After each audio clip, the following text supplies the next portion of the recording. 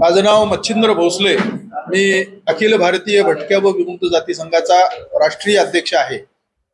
आज या ठिकाणी जी पत्रकार परिषद घेण्यात आलेली आहे, तर मुंबईमध्ये एक मोठा वर्ग अत्यंत दुःखामध्ये आहे. त्यांच्यावर फार मोठा अन्याय झालेला आहे आणि तो वर्ग म्हणजे सुमारे 5,000 गायी मुंबईमध्ये देवळाच्या समोर, देवळाच्या परिसरामध्ये उभ्या असतात आणि त्या गायींची पूजा भक्तगण करत असतो. हा भक्तगण पूजा करताना त्या गायींना चारा टाकतो. हे हिंदू धर्मातलं पवित्र काम आपण करतो, पुण्याचं काम आपण करतो.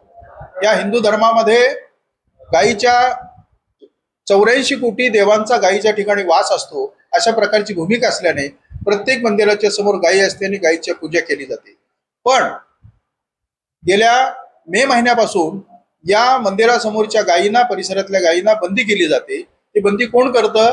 तर पोलीस प्रशासन आणि महापालिका हे दोघ जण मिळून या गायींची अडवणूक करतात. तिथं गायी थांबू देत नाहीत आणि गायी न थांबल्यामुळं तिथल्या धार्मिक भक्तांची कुचंबणा होते.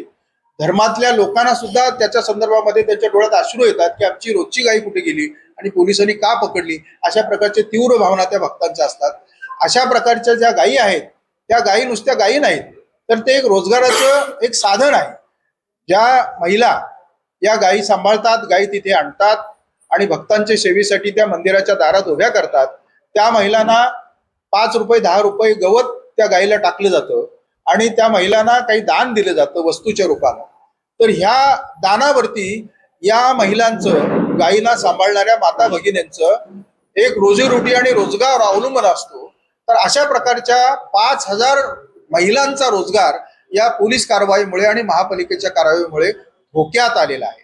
आणि म्हणून त्या दाद मागण्यासाठी, आपल्यावरच्या अन्यायाची दाद मागण्यासाठी आझाद मैदानला एक फार मोठं आंदोलन या गोसेविकांनी केलं. विशेषतः कृष्णा शिंदे, दयानंद शिंदे, आमच्या कल्पनाताई चव्हाण, तानाजी शेगर, अशा वेगवेगळ्या सुमारे 500 ते 600 लोकांनी आणि महिलांनी, माता भगिनींनी आंदोलन केलं 26 तारखेला.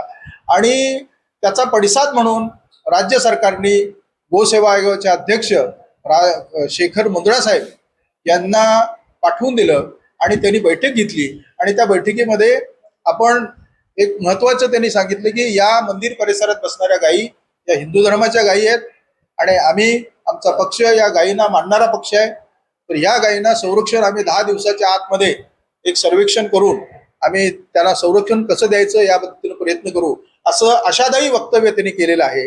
हे आपल्याला अवगत करण्यासाठी आजची प्रेस कॉन्फरन्स आहे. निष्पक्ष बातम्या, नवा दृष्टिकोन, युवा स्तंभ न्यूज नेटवर्क.